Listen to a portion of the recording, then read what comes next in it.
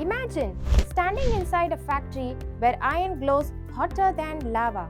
Machines bend steel like clay, and every component powers the industries that keep the world moving. That is exactly where this course takes you. Step into the core of heavy manufacturing and discover how molten metal is transformed into strength through primary processes. See how rolling, forging, and machining refine raw material into precise, high-performance components. Walk through real industrial layouts from refineries and process plants to power generation units. Understand why pipelines, vessels, and machines is placed the way it is. Learn how quality control ensures safety, reliability, and efficiency at each stage.